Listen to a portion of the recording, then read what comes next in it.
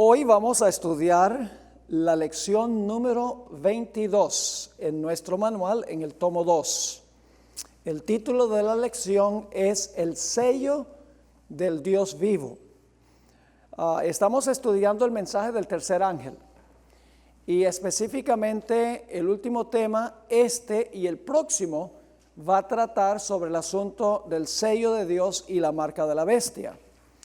Pero antes de comenzar a estudiar esta lección, vamos a hacer lo que hacemos siempre: pedir que el Dios que inspiró la Biblia venga y esté presente para explicárnosla. Así que oremos.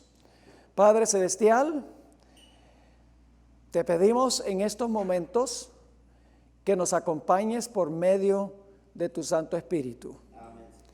Ilumina nuestras mentes, abre nuestros corazones y capacítanos para compartir la verdad presente para este tiempo. Gracias te damos por responder nuestra oración, pues te lo imploramos en el nombre de Jesús. Amén. Los adventistas del séptimo día no somos los únicos cristianos que observamos el sábado. Hay judíos ortodoxos que guardan el sábado. Hay judíos mesiánicos. Hay bautistas del séptimo día. Y conozco varios grupos pentecostales y carismáticos que también observan el sábado. Pero nuestro concepto del sábado, como adventistas del séptimo día, es completamente distinto que el concepto que tiene cualquier otra iglesia. La hermana White escribió una vez en cuanto a un evangelista adventista que estaba predicando en Wisconsin sobre el sábado, pero sin presentar el carácter distintivo del sábado como lo entendemos nosotros los adventistas. Quiero leer esa cita que se encuentra en Testimonios para la Iglesia, Testimonies for the Church, tomo 1, página 337. Recuerde que está hablando de este evangelista que predica el sábado como lo predicaría cualquier otra iglesia, que hay que guardarlo porque es uno de los 10 mandamientos. Dice lo siguiente: en lo que al sábado se refiere, él, es decir, el evangelista, sostiene la misma creencia que los bautistas del séptimo día. Yo he visto los argumentos que usan los bautistas del séptimo día. Son los mismos argumentos que usamos nosotros, que Cristo entró a la sinagoga el sábado, las mujeres descansaron el sábado conforme al mandamiento. En el libro de Hechos, Pedro y Pablo entraban a la sinagoga el sábado. Todos los mismos argumentos que usan todas las iglesias que guardan el sábado. Pero ahora escuchen. Dice, el sábado pierde su poder cuando lo separamos de los mensajes. Es decir, cuando lo separamos de los mensajes de los 3 ángeles. Pero cuando lo vinculamos con el mensaje del tercer ángel, un poder lo acompaña que trae convicción a los incrédulos e infieles y los impulsa a salir con fortaleza para mantenerse firmes y para vivir, crecer y florecer en el Señor. Lo que hace que nuestro concepto del sábado sea especial y único es que lo conectamos con el mensaje del tercer ángel, el asunto de la marca de la bestia y el sello de Dios. Ahora, Elena White también escribió que el sábado será el punto que separará a los fieles de los infieles en el gran conflicto final. Y explicó que cuando el sábado se proclamara más plenamente, las iglesias nominales, las otras iglesias cristianas, se levantarían en contra del remanente de Dios, pero que al mismo tiempo muchas personas en esas iglesias saldrían para unirse al remanente. Quiero leerles una cita del Espíritu de Profecía que se encuentra en Primeros Escritos, páginas 33 y 34. Aquí Elena White comenta sobre la importancia del sábado en el tiempo del fin. Vi que el santo sábado es y será el muro separador entre el verdadero Israel de Dios y los incrédulos, así como la institución más adecuada para unir los corazones de los queridos y esperanzados santos de Dios. Vi que Dios tenía hijos que no reconocen ni guardan el sábado. No han rechazado la luz referente a él. Y al empezar el tiempo de angustia, este no es el gran tiempo de angustia después de cerrarse la puerta de la gracia, es lo que se llama el tiempo de angustia previo, antecito de cerrarse la puerta para todo el mundo. Dice, y al empezar el tiempo de angustia, fuimos henchidos del Espíritu Santo, cuando salimos a proclamar, ¿qué cosa? Más plenamente el sábado, es decir, conectándolo con el santuario y el mensaje del tercer ángel. Sigue escribiendo, esto enfureció a las iglesias nominales, pues no podían refutar la verdad sabática. Y entonces los escogidos de Dios, comprendiendo claramente que poseíamos la verdad, salieron y sufrieron la persecución con nosotros. Vi guerra, hambre, pestilencia y grandísima confusión en la tierra. Los impíos pensaron que nosotros habíamos acarreado el castigo sobre ellos y se reunieron en consejo para raernos de la tierra, creyendo que así cesarían los males. Qué tremenda cita esa, ¿verdad? Ahora, ¿en qué sentido es peculiar el concepto adventista del sábado? En otras palabras, ¿cómo se distingue nuestro concepto del sábado del concepto que tienen todas las demás iglesias que observan el sábado? Para los adventistas del séptimo día, el día sábado no es meramente uno de los 10 mandamientos. Creemos que el sábado es el sello de Dios, que se encuentra en el mismo corazón de los 10 mandamientos.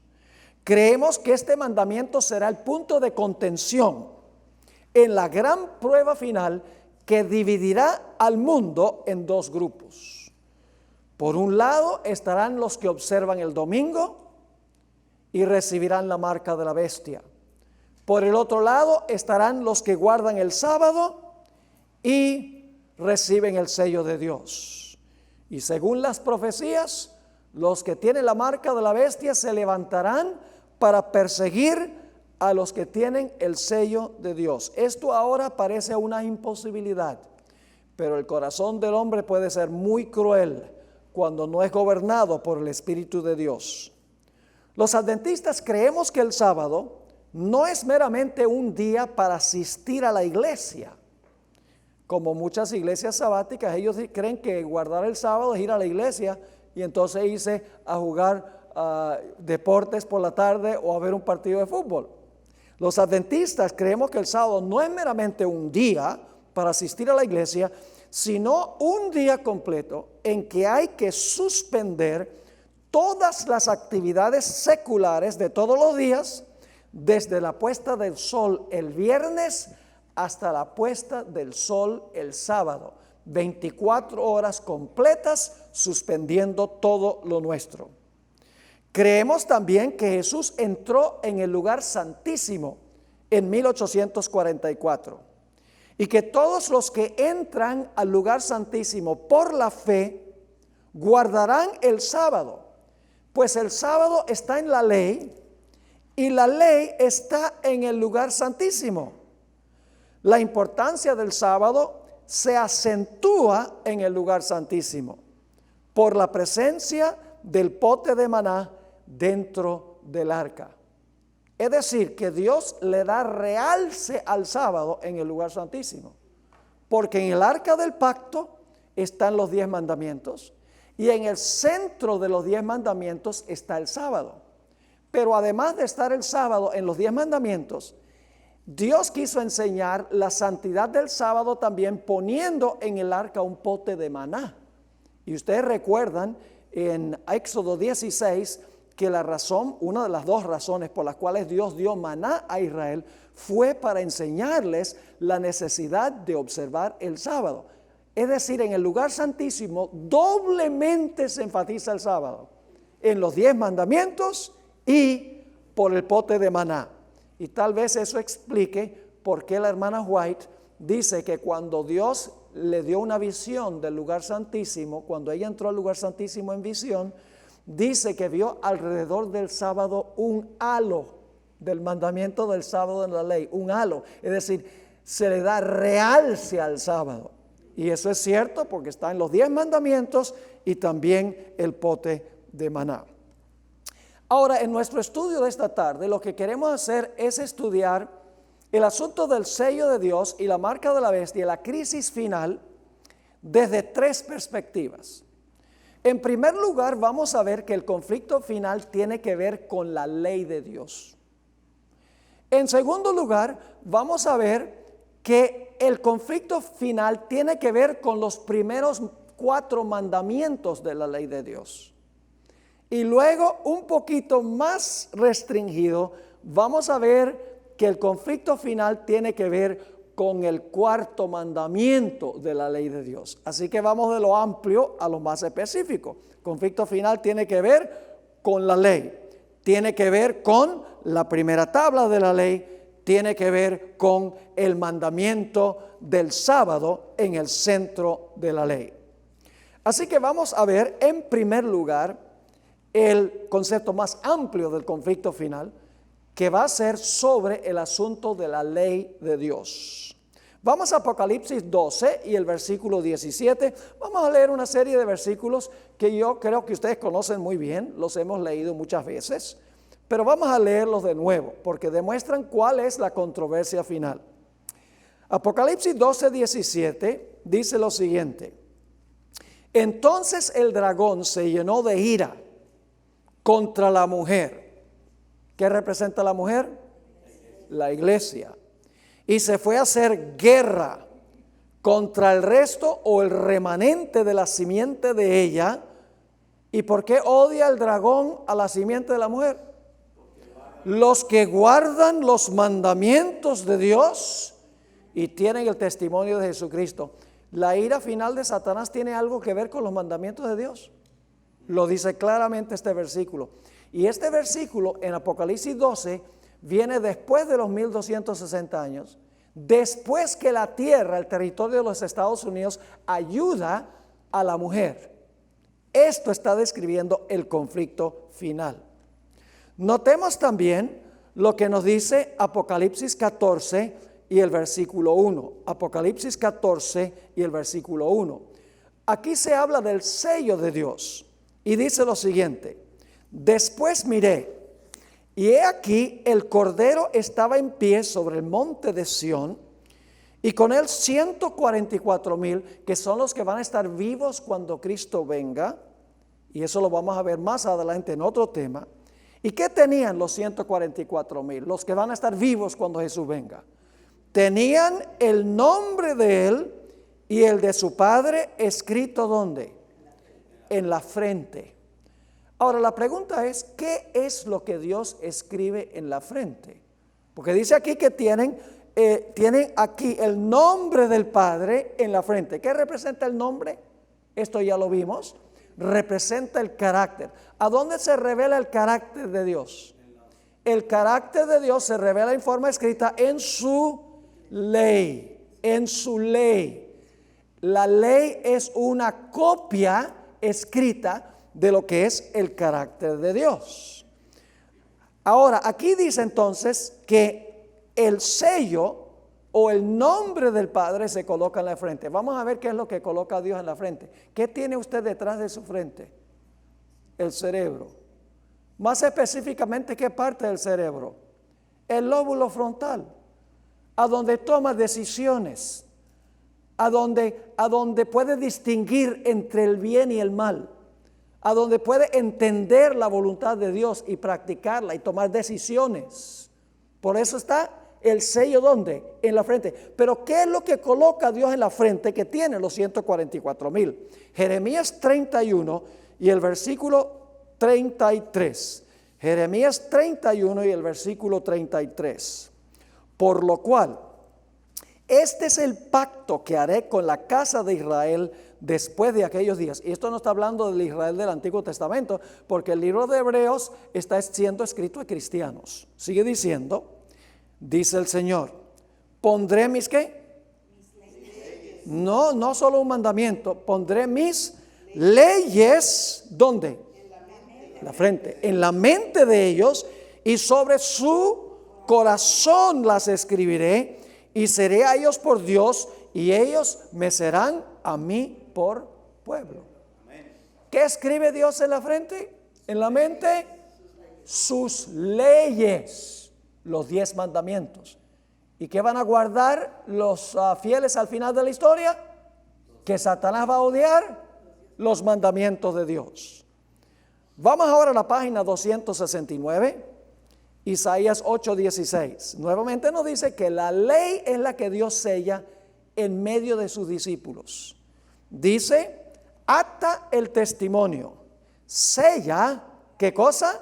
La ley entre mis discípulos. Nuevamente es la ley la que se sella. Vamos a 2 de Timoteo, el capítulo 2 y el versículo 19. 2 de Timoteo 2:19.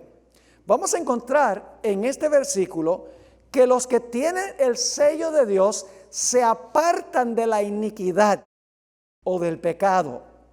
¿Qué es el pecado? Transgresión de la ley. Así que si los que tienen el sello se apartan de la iniquidad, se están apartando ¿de qué? Del pecado, que es transgresión de la ley. Vamos a leer este versículo. Pero el fundamento de Dios está firme, teniendo este sello. Está hablando del fundamento de Dios y de su sello. Conoce el Señor a los que son suyos. Yo pregunto, ¿los 144,000 son suyos? La generación final. Dice, conoce el Señor a los que son suyos y, ¿qué más? Apártese de iniquidad todo aquel que invoca el nombre de Cristo. Qué interesante. Entonces los cristianos, Dios espera que los cristianos se aparten de la iniquidad. Sí, para tener el sello tiene que apartarse de la iniquidad. Ahora, la palabra iniquidad que se usa aquí no es la misma palabra anomías que vimos en un tema anterior. Aquí la palabra es adiquía. Pero quiero mostrarles que la palabra adiquía, iniquidad, es sinónima a la palabra anomías, que se traduce transgresión de la ley. Note lo que dice Mateo 7:23. Aquí está hablando de los que echan demonios en el nombre de Jesús, los que hacen milagros en el nombre de Jesús, los que profetizan en el nombre de Jesús, y que Jesús les va a decir algo muy doloroso. Dice en Mateo 7:23, pero Mateo 7:23, luego Lucas 13:27. Mateo 7:23 dice, entonces les declararé, nunca os conocí, apartaos de mí, hacedores de maldad. La palabra maldad ahí es la palabra anomías. Es la mismita palabra idéntica que se traduce en 1 Juan 3:4, transgresión de la ley. Es decir, aquí se podría traducir, apartaos de mí, transgresores de la ley. ¿Qué va a decirle Jesús a aquellos que reclamaron su nombre, hasta hicieron milagros y dieron profecías y echaron demonios, pero que realmente no estaban conectados con Jesús, que transgredían la ley de Dios? ¿Qué va a decir Jesús? Nunca los conocí yo a ustedes. Ahora, Lucas 13:27 tiene el mismo concepto, pero se usa la palabra adiquía que leímos en 2 de Timoteo 2:19. Es el mismo pensamiento, pero una palabra distinta. Dice, pero os dirá, os digo que no sé de dónde sois. Apartaos de mí, todos vosotros, hacedores de adiquía, hacedores de maldad. Es decir, que la palabra que se usa en 2 de Timoteo 2:19, iniquidad, es sinónima a la palabra anomías, que significa transgresor de la ley. ¿Entendieron el punto? Ahora, vamos a encontrar en el mensaje del tercer ángel que se presenta un contraste entre los que adoran a la bestia y los que son fieles a Dios. Vamos a leer el mensaje del tercer ángel y luego leemos el versículo 12, que en realidad es la conclusión del mensaje del tercer ángel. Dice: y el tercer ángel los siguió diciendo a gran voz: si alguno adora a la bestia y a su imagen y recibe la marca, ¿dónde? En su frente o en su mano, de eso hablaremos después. Los fieles de Dios solo reciben la señal, ¿dónde? En la frente. Pero los seguidores de la bestia, a la bestia no le importa si es en la frente o si es en la mano. Eso tiene una importancia, lo vamos a ver hacia el final del tema. Sigue diciendo en el versículo, nuevamente el versículo 9, el tercer ángel lo siguió diciendo a gran voz: si alguno adora a la bestia y a su imagen, recibe la marca en su frente o en su mano, él también beberá del vino de la ira de Dios, que ha sido vaciado puro en el cáliz de su ira. Todo esto lo vamos a estudiar en el futuro. Y será atormentado con fuego y azufre delante de los santos ángeles y del Cordero, y el humo de su tormento sube por los siglos de los siglos. Y ahora repite lo mismo que decía el versículo 9. Dice en el versículo 11, nuevamente: y el humo de su tormento sube por los siglos de los siglos, y no tienen reposo de día ni de noche los que adoran ¿a quién? A la bestia. ¿Qué más? A su imagen, ni nadie que reciba la marca de su nombre. Ese es un grupo. Los que adoran la bestia, la imagen y reciben ¿qué cosa? La marca. Ahora en el versículo 12 se presentan los fieles. Fíjense lo que dice en Apocalipsis 14:12. Aquí está la paciencia de los santos. ¿Y qué caracteriza a los santos? Los que guardan los mandamientos de Dios y la fe de Jesús. Se presenta un contraste entre los que adoran la bestia, su imagen y reciben la marca, y por el otro lado están los que guardan los mandamientos de Dios y la fe de Jesús. Así que el primer punto que quiero que notemos es que el conflicto final tiene que ver es con qué cosa, con la ley de Dios. Es el concepto más amplio, tiene que ver con los 10 mandamientos. Los fieles tendrán los 10 mandamientos escritos en la frente.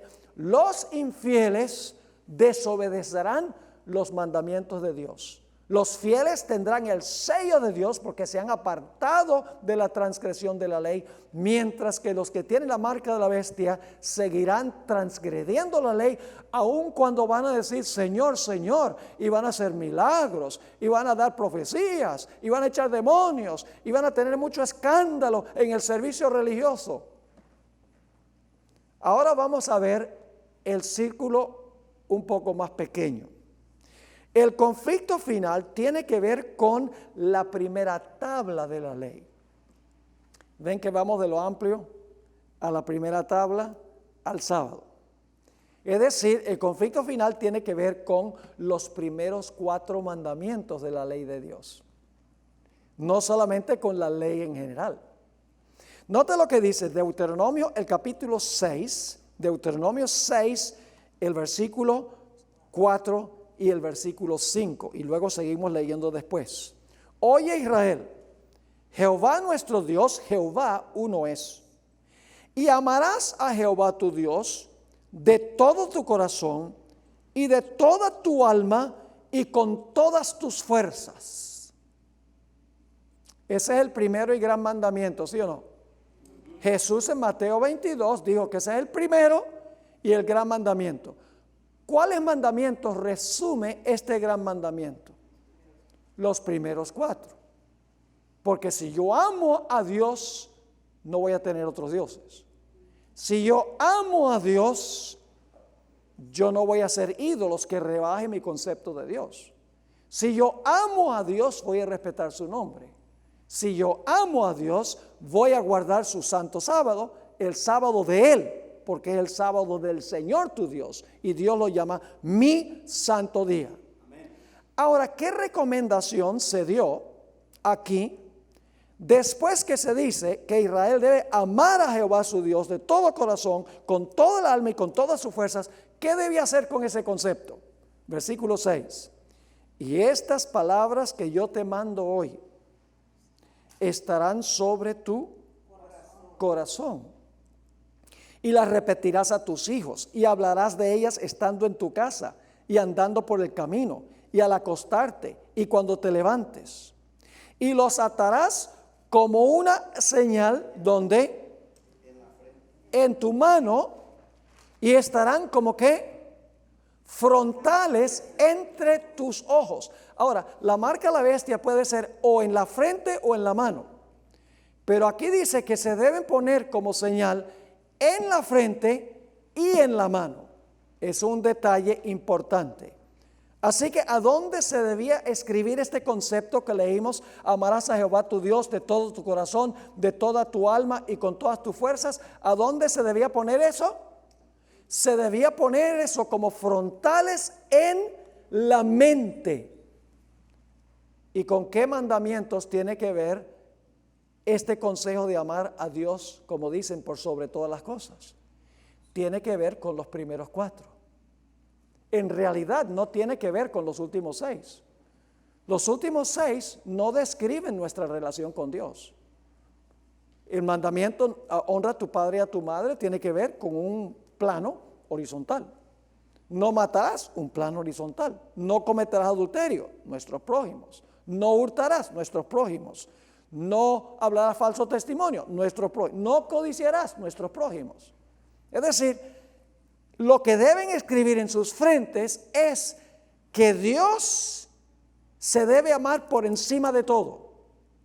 Un resumen de los primeros 4 mandamientos de la ley de Dios. El punto central, estamos en la página 4, el punto central en el conflicto final será la adoración. ¿Están de acuerdo? Se va a repetir a nivel global la historia de Daniel 3.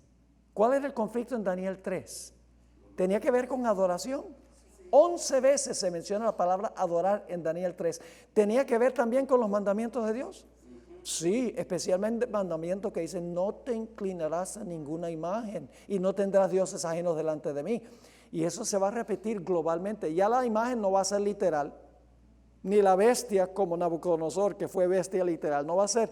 Esto ahora llega a representar sistemas a nivel global al final de la historia. Va a tener que ver con la adoración. Ahora, fíjense en el manual, en la página 270, van a darse cuenta que el conflicto final tiene que ver con estos primeros 4 mandamientos. En el capítulo 13 de Apocalipsis se describe la falsa adoración a la bestia y a su imagen y a la recepción de la marca. En contraste, el mensaje del primer ángel describe a aquellos que adoran al Creador. Ahora fíjense este resumen aquí. En Apocalipsis 13:4 dice que todo el mundo va a adorar ¿a quién? A la bestia. Yo pregunto, ¿sería esa una violación del primer mandamiento? ¿No tendrás dioses ajenos delante de mí? Sí. En segundo lugar, toda la tierra va a adorar la imagen de la bestia. ¿Sería esa una violación del segundo mandamiento? ¿No te harás imagen ni te inclinarás a ella? Sí, Señor. El tercer punto es que dice en Apocalipsis 13:6 que la bestia blasfema el nombre de Dios. ¿Cuál mandamiento es ese? El tercero. No tomarás el nombre de Jehová tu Dios en vano. Y la bestia ataca al Creador. Ataca su santo día, estableciendo un día rival. Entonces yo pregunto, ¿sobre cuáles mandamientos tiene que ver el conflicto final? Con la primera tabla de la ley, con los primeros 4. Pero ahora necesitamos ir al círculo más pequeño. El conflicto final no solamente tiene que ver con la ley de Dios, los 10 mandamientos. No solo tiene que ver con los primeros 4 mandamientos, sino que tiene que ver específicamente con el 4.º mandamiento de la primera tabla de la ley. Vamos al Salmo 95 y el versículo 1 al 6. Venid, aclamemos alegremente a Jehová, cantemos con júbilo a la roca de nuestra salvación. Lleguemos ante su presencia con alabanza, aclamémosle con cánticos, porque Jehová es Dios grande, el Rey grande sobre todos los dioses, porque en su mano están las profundidades de la tierra y las alturas de los montes son suyas. Suyo también el mar, pues Él lo hizo, y sus manos formaron la tierra seca. Y ahora viene el versículo clave. Venid, adoremos y postrémonos, arrodillémonos. 3 formas de decir lo mismo. Adoremos, postrémonos, arrodillémonos. ¿Por qué? Delante de Jehová nuestro Hacedor. ¿Por qué adoramos a Dios? Porque es nuestro creador. Note Nehemías 10 y el versículo 6 dice lo mismo. Nehemías 10:6. Tú solo eres Jehová. ¿Por qué solo Él es Jehová? Tú hiciste los cielos y los cielos de los cielos con todo su ejército, la tierra y todo lo que está en ella, los mares y todo lo que hay en ellos. Y tú vivificas todas estas cosas. ¿Y cuál es el resultado? Y los ejércitos de los cielos te adoran. ¿Por qué los ejércitos de los cielos adoran a Dios? Porque Dios los creó. Lo dice el texto. Apocalipsis 14, 6 y 7 conecta nuevamente la creación con la adoración. Apocalipsis 14, 6, lo hemos leído antes.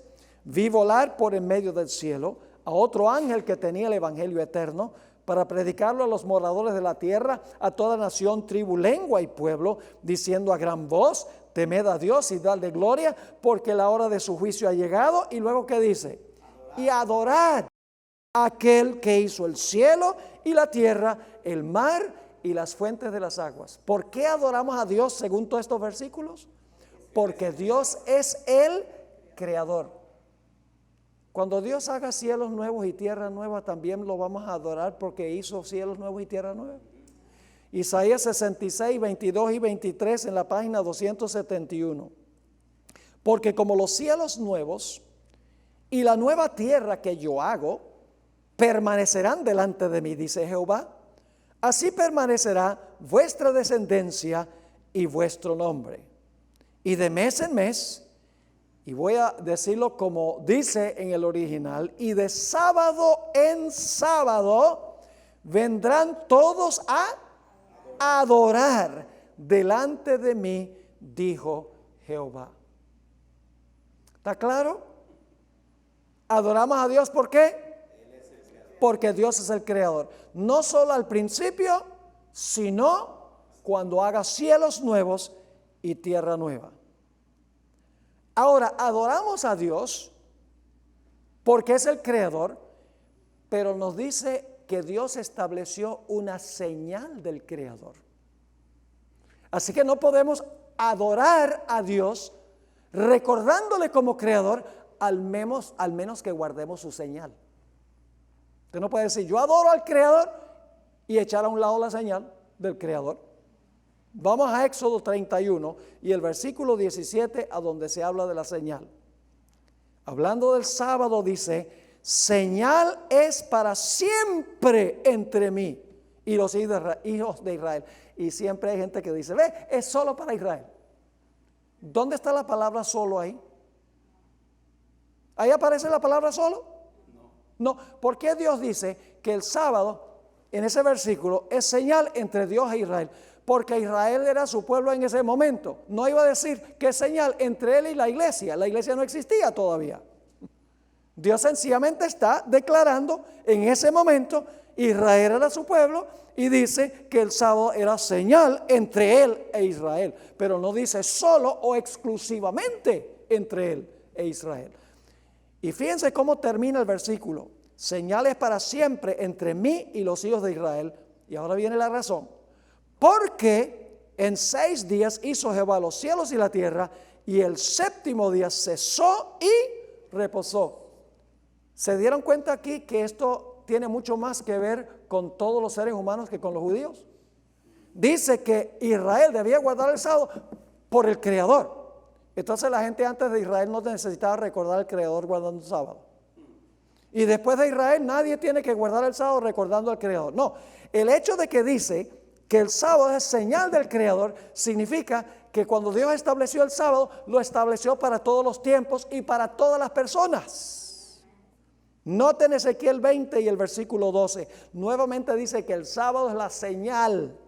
Dice allí, y les di también mis días de reposo, mis sábados, para que fuesen, ¿por qué? Por señal entre mí y ellos, para que supiesen que yo soy Jehová, que los santifico. Y alguno dirá, bueno, pastor, pero no es lo mismo decir sello y señal. Está bien, el sábado es la señal, pero Apocalipsis dice que habla del sello. Bueno, en la Biblia señal y sello se usan intercambiablemente. Noten Romanos 4 y el versículo 11. No está hablando del sábado, está hablando de la circuncisión, pero demuestra que señal y sello se usan sinónimamente. Dice aquí en cuanto a Abraham, y recibió la circuncisión como ¿qué? Señal. Como señal, como sello. O sea, señal y sello son intercambiables. Recibió la circuncisión como señal, como sello de la justicia de la fe que tuvo estando aún incircunciso, para que fuese padre de todos los creyentes no circuncidados, a fin de que también a ellos la fe les sea contada por justicia. Así que el sábado es la señal o el sello de Dios que se coloca en la frente. Ahora, notemos otro punto muy interesante. En los días de Ezequiel, el pueblo de Israel estaba por ser llevado cautivo por Nabucodonosor, por su apostasía, porque estaban cometiendo las terribles abominaciones de las naciones circundantes.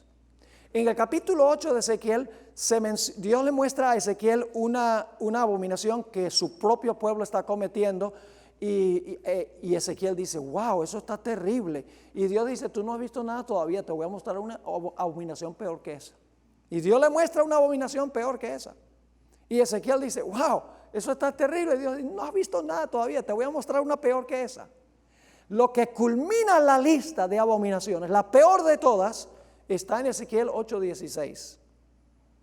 Y me llevó al atrio de adentro de la casa de Jehová. Y he aquí junto a la entrada del templo de Jehová, entre la entrada y el altar, como 25 varones, sus espaldas vueltas al templo de Jehová y sus rostros hacia el oriente, y adoraban al sol, postrándose hacia el oriente. Los que profesaban ser pueblo de Dios estaban adorando al sol. La peor abominación de todas. Pero yo pregunto, ¿todos estaban cometiendo esa abominación? No. Noten Ezequiel 9 y vamos a leer los versículos 5 y 6. Perdón, el capítulo Ezequiel 9 y el versículo 4 y 5, más bien. Y le dijo Jehová, aquí se va a colocar una señal en la frente de los que son fieles en la ciudad, de los que no están cometiendo las abominaciones. Dice, y le dijo Jehová, pasa por en medio de la ciudad, por en medio de Jerusalén, y ponles una ¿qué? Una señal en la frente a los hombres que gimen y que claman a causa de todas las abominaciones que hacen en medio de ella. Y a los otros dijo, oyéndolo yo, pasad por la ciudad en pos de él y matad, no perdone vuestro ojo, ni tengáis misericordia. Y luego dice que los que tenían la señal no iban a ser destruidos. ¿Cuántos grupos había entonces en Jerusalén? Los que tenían la señal de Dios y los que no tenían la señal. Ahora, algunos dicen, pero pastor, usted está diciendo que Dios destruyó a Jerusalén y la gente rebelde en Jerusalén porque estaban adorando el sol y habían olvidado el sábado. Eso es precisamente lo que estoy diciendo. Noten en la página 272 en Jeremías 17, Dios explica por qué razón destruyó la ciudad de Jerusalén. Dice, no obstante, si vosotros me obedeciereis, dice Jehová, no metiendo carga por las puertas de esta ciudad en el día de reposo, sino que santificareis el día de reposo, no haciendo en él ningún trabajo, entrarán por las puertas de esta ciudad en carros y en caballos los reyes y los príncipes que se sientan sobre el trono de David, ellos y sus príncipes, los varones de Judá y los moradores de Jerusalén, y esta ciudad será habitada para siempre. Si ustedes observan el sábado como debe ser, ¿qué va a pasar? La ciudad va a permanecer para siempre. ¿Pero por qué fue destruida la ciudad? Estaban adorando al sol. Pero los que no estaban adorando el sol, los que tenían la señal en la frente, no murieron en la destrucción. Noten lo que dice el versículo 27, el otro lado de la moneda. Pero si no me oyereis para santificar el día de reposo, y para no traer carga ni meterla por las puertas de Jerusalén en el día de reposo, yo haré descender, ¿qué cosa? Fuego en sus puertas, y consumirá los palacios de Jerusalén, y no se apagará. Ahora, ¿por qué traigo a colación lo que dice Ezequiel? Porque el libro de Apocalipsis lo que hace es tomar de Ezequiel en el capítulo 13 y 14. Hay un grupo en el capítulo 14 y el versículo 1 y también el capítulo 7, 1 al 4, que tienen en su frente, ¿qué cosa? El sello de Dios. ¿Van a ser protegidos esos en la destrucción final del mundo? Sí, Señor. Pero hay otro grupo que tienen, ¿qué cosa? Tienen la marca de la bestia. Están practicando las abominaciones. Están tomando el vino de la abominación de la ramera. ¿Van a ser protegidos esos? No, van a ser destruidos. Entonces, ¿qué es lo que distingue a los impíos de los justos? Lo que distingue a los justos es que ellos tienen el sello o la señal de Dios, ¿dónde? En su frente. Y fíjense que se pone en contraste en Apocalipsis los que tienen la marca de la bestia y los que tienen el sello de Dios. Noten Apocalipsis 13, 16 y 17. Hablando de lo que hace esta bestia que se levanta de la tierra y hacía que a todos, pequeños y grandes, ricos y pobres, libres y esclavos, se les pusiese una marca en la mano derecha o en la frente. Esta no es la marca que pone Dios, sino la marca que pone la bestia que se levanta de la tierra. Y que ninguno pudiese comprar ni vender, sino el que tuviese la marca o el nombre de la bestia o el número de su nombre. Y en el siguiente versículo, en el 14:1, se presenta el grupo que está en contraste con este. Se acaba de hablar del que tiene la marca en la frente. Ahora dice, después miré y he aquí el Cordero estaba en pie sobre el monte de Sión y con él 144,000 que tenían el nombre de él y el de su Padre escrito en su frente. Amén. ¿Sobre qué mandamiento es el conflicto final? Sobre la primera tabla. ¿Y cuál mandamiento específico en la primera tabla? El sello de Dios, el recordativo del Creador, el sábado. Ahora quiero mencionar algo sobre la arqueología y el sello de Dios. Esto lo mencioné ayer, pero vamos a tratarlo nuevamente porque demuestra que el sello de Dios tiene que estar en el centro de la ley. Hace unos años estaba yo en la Universidad de Andrews, donde saqué mi licenciatura y una maestría en artes y una maestría en divinidades. Cuando estábamos de vacación, pues yo iba a la biblioteca, porque no tenía que estudiar, y buscaba, me iba por los estantes de los libros y buscaba material que pudiera fotocopiar para poner en mi archivo, porque yo sabía que no iba a tener acceso a la biblioteca para siempre. Y una de esas vacaciones estaba yo viendo por los estantes y encontré unos libros verdes así bien grandotes. El nombre de los libros es Ugarítica. Ugarit era una ciudad en Canaán, alrededor del tiempo cuando se dieron los 10 mandamientos, alrededor de la misma época. Y yo no sé por qué yo bajé uno de esos tomos, son varios tomos, y me puse a hojear el libro, y de repente llegué a una página, y yo dije, wow, esto está bien interesante. Había, no solo en esa página, sino en las subsiguientes, había fotos de tablas de barro que estaban escritas por ambos lados. Ahora es interesante que estas tablas escritas en un idioma que se llama cuneiforme, esa es la escritura, eran en realidad un pacto entre un rey soberano y un rey vasallo. El rey vasallo le prometía lealtad al soberano y el soberano prometía proteger a su siervo o al vasallo. Lo interesante es que descubrí que estas tablas eran pactos entre el rey mayor y el rey menor de una nación subyugada a la mayor. También descubrí que lo que estaba escrito en el primer lado de la tabla se repetía de nuevo en el segundo lado de la tabla.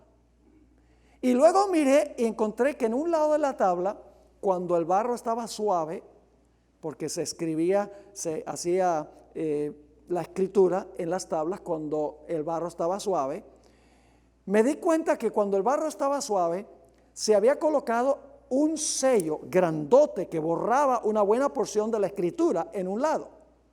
Es decir, cuando se colocaba el sello, no se podía leer todo el pacto que estaba allí.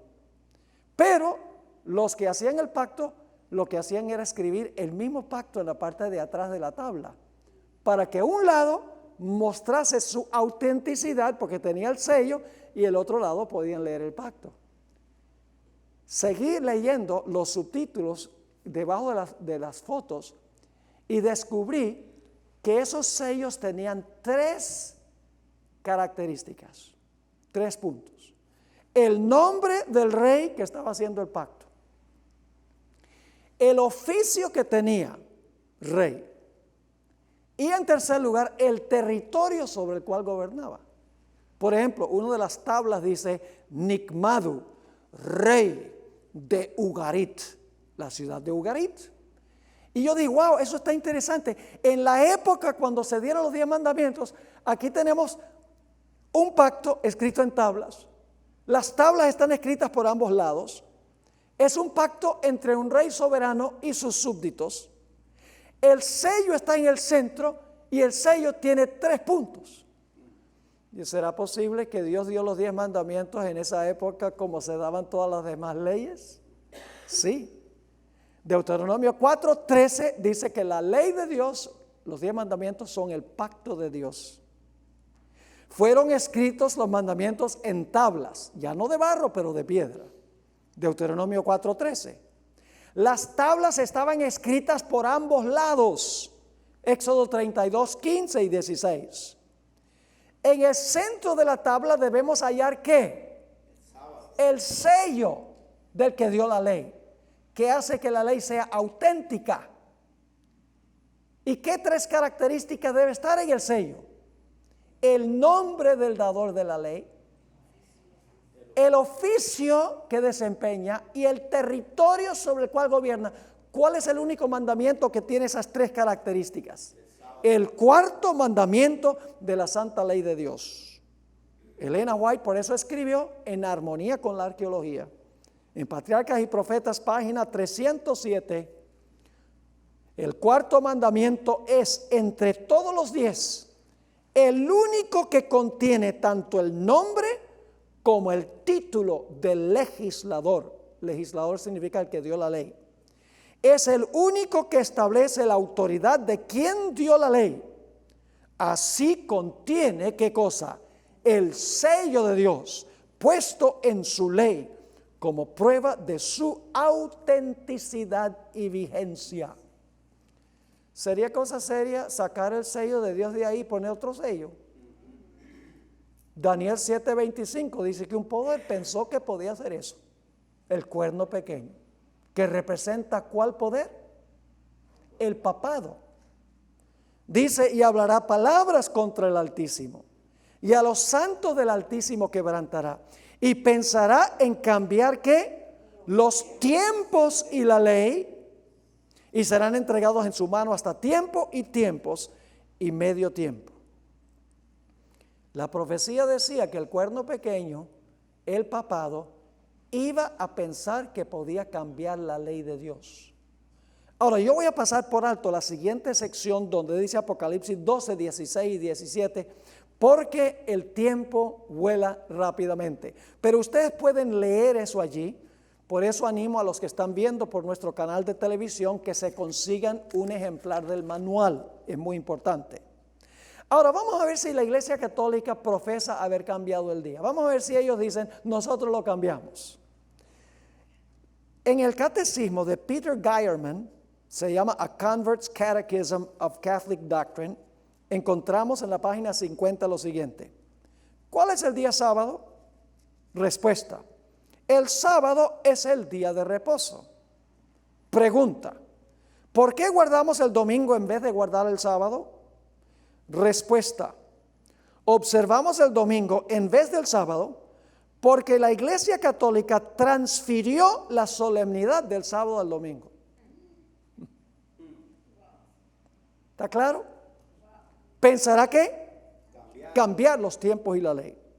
Ahora, es interesante que el hombre que recibió la respuesta, porque es una pregunta que hizo un individuo, el que dio la respuesta, el hombre estaba confundido, el que quería la respuesta, y se imaginó que debía haber un error, y por lo tanto le escribió una carta al famoso cardenal Jaime Gibbons de Baltimore, y le preguntó si en verdad la Iglesia Católica había cambiado el día de reposo del sábado al domingo, como decía el catecismo de Peter Geierman. Y aquí está la respuesta, escrita por el canciller H.F. Thomas, noviembre 11, 1895, quien era canciller del cardenal Jaime Gibbons. Claro que la Iglesia Católica Romana dice que el cambio fue suyo. Y este acto, ahora escuchen bien, y este acto constituye una ¿qué? Marca. Una marca de su poder eclesiástico y de su autoridad en asuntos religiosos. Interesante. En la revista Catholic Record, septiembre 1, 1923, encontramos esta cita. El domingo es nuestra marca de autoridad. La iglesia está por encima de la Biblia y este cambio de la observancia del sábado es una prueba de tal hecho. Extraordinaria cita, audaz. Por eso el cuerno pequeño se sienta en el templo de Dios haciéndose parecer Dios. Se le llama el hombre de pecado porque usurpa el lugar de Dios y pone su propia señal en lugar de la señal que exalta al Creador. Leamos la siguiente cita. Por largo tiempo todas las naciones cristianas dependían de la Iglesia Católica. Y como hemos visto, los varios estados imponían por ley sus ordenanzas, las cuales exigían la adoración y la suspensión del trabajo el domingo. El protestantismo, al desechar la autoridad de la iglesia, no puede dar una buena razón que sustente su teoría dominical. Y por lo tanto debería por lógica guardar el sábado como día de reposo. Al redactar leyes que mandan a santificar el domingo, el Estado está reconociendo inconscientemente la autoridad de la Iglesia Católica y está implementando más o menos fielmente su prescripción. La santificación del domingo como día de adoración pública al Dios omnipotente es una creación puramente de la Iglesia Católica. Qué interesante, eso es un autor católico, John Gilmary Shea, en una revista, The American Catholic Quarterly Review. Ahora pasemos por alto las siguientes tres citas y vamos a la página 275, donde la hermana White explica qué fue lo que pasó con el cambio del sábado. Dice, pero no paró aquí la obra del jefe engañador. Había resuelto reunir al mundo cristiano bajo su bandera y ejercer su poder por medio de su vicario, el orgulloso pontífice que aseveraba ser el representante de Cristo. Realizó su propósito valiéndose de paganos semiconvertidos, de prelados ambiciosos y de eclesiásticos amigos del mundo. Convocábase de vez en cuando grandes concilios en que se reunían los dignatarios de la iglesia de todas partes del mundo. Casi en cada concilio, el día de reposo que Dios había instituido era deprimido un poco más, en tanto que el domingo era exaltado en igual proporción. Así fue como la fiesta pagana llegó a ser honrada como institución divina, mientras que el sábado de la Biblia era declarado reliquia del judaísmo y se pronunciaba una maldición sobre sus adoradores, observadores. Vamos a leer la siguiente cita. El Señor manda por el mismo profeta: ata el rollo del testimonio y sella la ley entre mis discípulos. El sello de la ley de Dios se encuentra en el cuarto mandamiento. Este es el único de los 10 mandamientos que contiene tanto el nombre como el título del legislador. Declara que es el creador del cielo y la tierra y revela así el derecho que tiene para ser reverenciado y adorado sobre todos los demás. Aparte de este precepto, no hay nada en el decálogo que demuestre qué autoridad fue la que promulgó la ley. Cuando el día de reposo fue cambiado por el poder del Papa, se le quitó el sello a la ley. Los discípulos de Jesús están llamados a restablecerlo, elevando el sábado del cuarto mandamiento a su lugar legítimo como institución conmemorativa del Creador. Esa es nuestra tarea. Entonces yo pregunto, ¿cuántos grupos va a haber en el mundo al final de la historia? 2. Ahora, ¿por qué la bestia da la señal en la frente o en la mano derecha? La frente significa que hay algunas personas que van a guardar el domingo y están completamente engañados en su mente pensando que el domingo es el día de reposo. Pero hay otros, la mano representa el trabajo en la Biblia. Hay otros que para poder comprar y vender, para poder trabajar por conveniencia, para que la mano pueda trabajar, aunque no están convencidos de que el domingo es el día de reposo, van a recibir la señal en la mano. Es parecido a lo que pasó con Adán y Eva. Eva pecó engañada. Adán no. Adán pecó por conveniencia, a sabiendas. ¿Están entendiendo? 2 diferentes formas. Al final de la historia es igual. Habrá personas que hay personas que saben que el sábado es el día de reposo, pero por poder comprar y vender y trabajar, siguen guardando el domingo. Hay otros individuos que creen en su mente, están completamente mesmerizados, engañados, de que la bestia tiene razón y que el domingo es el día de reposo. Igual, ambos grupos se pierden porque ambos grupos tienen la Biblia. Así que ese será el conflicto final, el sello de Dios o la marca de la bestia.